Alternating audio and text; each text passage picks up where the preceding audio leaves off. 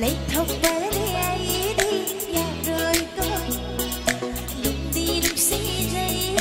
phong bờ xuống ấm đêm y nàng đã trăng bờ phơ đi mình đi đâu ai đã khăn nước ba yên thóc ba đã đâu ai đã u hao ba thóc hao ba đừng đừng xí đừng đi đã đâu đâu